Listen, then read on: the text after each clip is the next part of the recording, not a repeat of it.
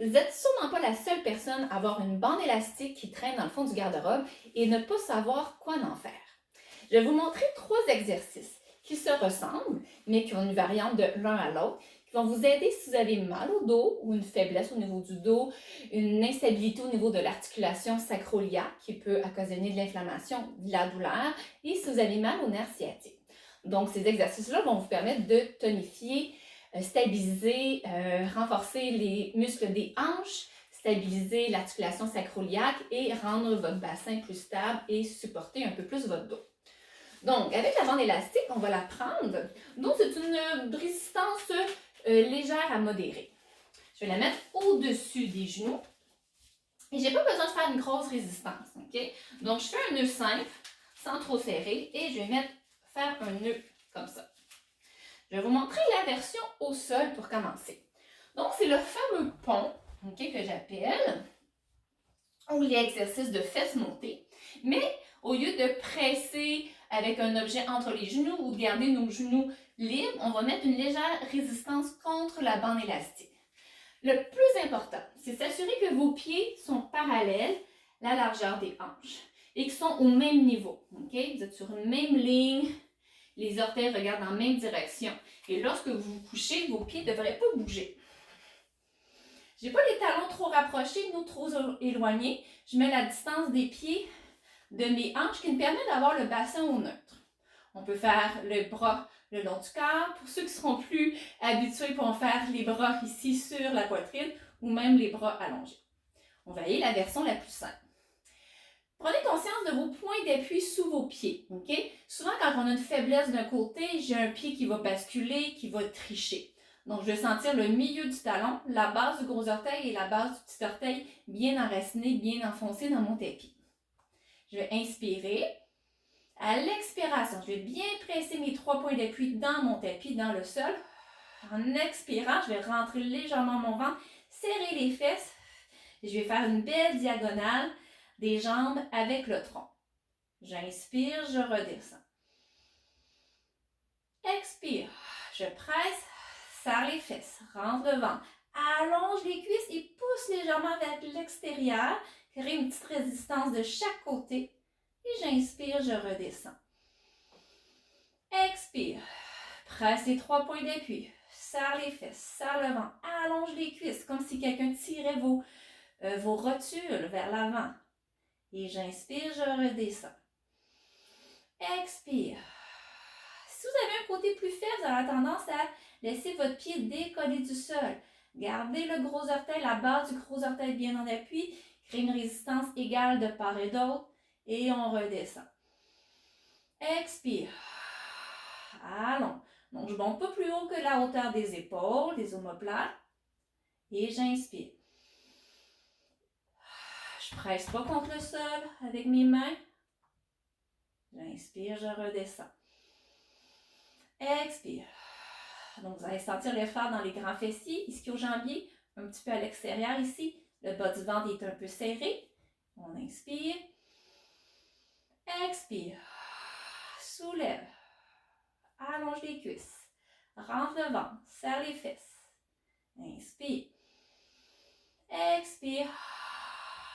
Si vous remarquez, j'expire la bouche entrouverte pour gagner l'ensemble de mon ventre. J'inspire, redescends. Encore 2 fois. Continuez à prendre conscience de vos 3 points d'appui. Vous voulez sentir que les 2 côtés travaillent égal. Autant l'intérieur du pied qu'à l'extérieur du pied. Autant le pied gauche que le pied droit. Après une dizaine de répétitions, je peux prendre une pause. Et pour avoir de meilleurs résultats, vous pourriez faire 3 séries de 10 répétitions. Soyez pas impressionnés, surpris de sentir des fois des crampes arriver dans les cuisses. C'est des choses qui arrivent fréquemment. Maintenant, une autre façon de travailler, ce serait de le faire avec une chaise. Parfait. Encore là, je prends le temps de placer mes pieds la largeur des hanches. Donc pour moi, la largeur des hanches, c'est que je visualise mes 2 têtes de fémur, je tire une ligne qui passe devant ma rotule et qui passe au-dessus du 2e orteil. Jamais je veux sentir que mes genoux se rapprochent l'un de l'autre et que je bascule à l'intérieur de mes pieds. Donc, je mets les pieds parallèles à la largeur des hanches. Je vais toujours devoir presser vers l'extérieur. Pas assez pour que mon arche de pied décolle, mais assez pour que ça l'active, mon arche de pied. Et là, la chaise m'indique juste dans quelle direction je dois déplacer mes fesses. C'est comme si je vais aller m'asseoir sur la chaise en reculant les fesses, ou j'aime bien visualiser que c'est un remont-pente, ok? Donc, on a toujours peur de s'asseoir à côté, donc on exagère reculer les fesses. Vous pouvez glisser les mains sur les cuisses ou mettre les mains ici sur la poitrine ou éventuellement lever les bras si vous voulez. Mais on va y aller avec les mains sur les cuisses. J'ai les pieds parallèles, j'expire, je rentre toujours un peu mon ventre, je recule les fesses, pousse l'extérieur des genoux contre la bande élastique et là je me rapproche de ma chaise et je remonte.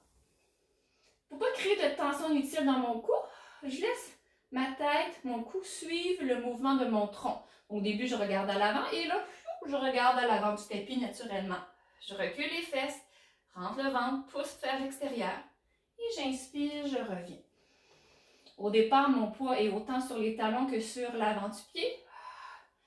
En faisant un squat, c'est sûr, mon poids va être un peu plus sur les talons.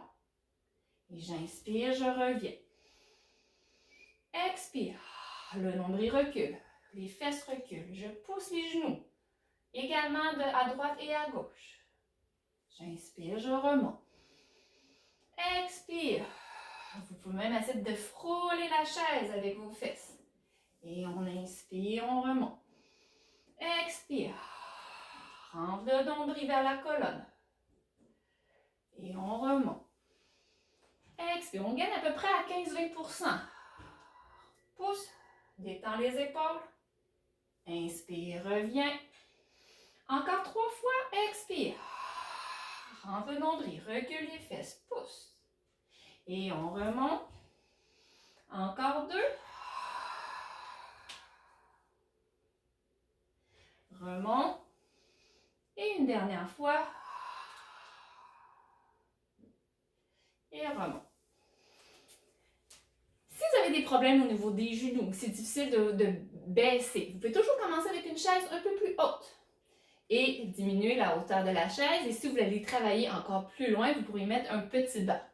Vous pouvez toujours vous rapprocher, garder une certaine distance ou aller le plus près possible. Et qu'est-ce que j'aime de la chaise, c'est que si on perd pied, on peut toujours s'asseoir sur la chaise, c'est très sécuritaire.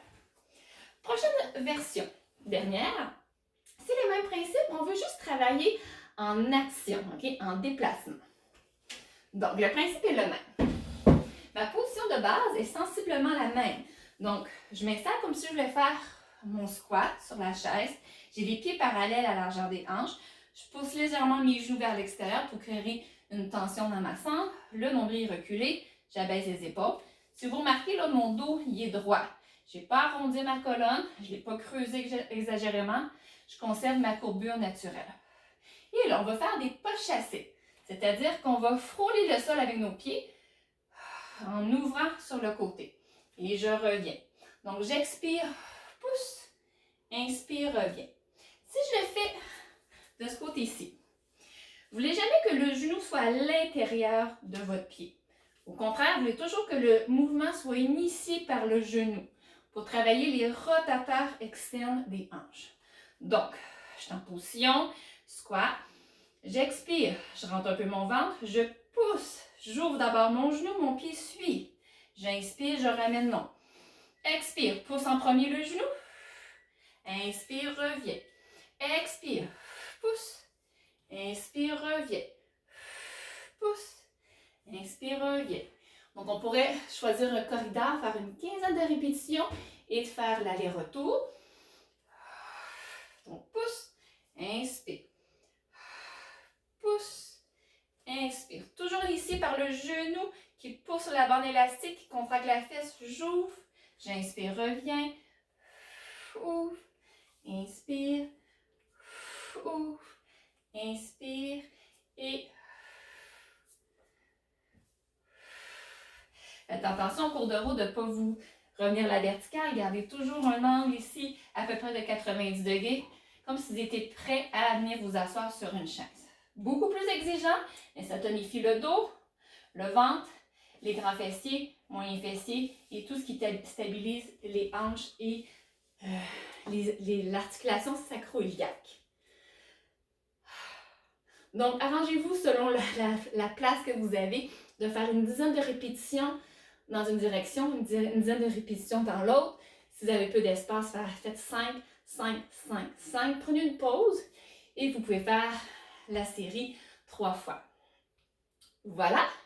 Donc, ne faites pas les 3 exercices. Choisissez un. Allez-y jusqu'au bout, jusqu'à temps qu'il n'y ait plus d'inconfort, vous soyez à l'aise, avant d'aller chercher un niveau supérieur, vous rendre à 3 séries de 10 répétitions et faire celui en mouvement en sentant que vous êtes en contrôle du mouvement de l'exercice. Merci beaucoup. Bonne journée!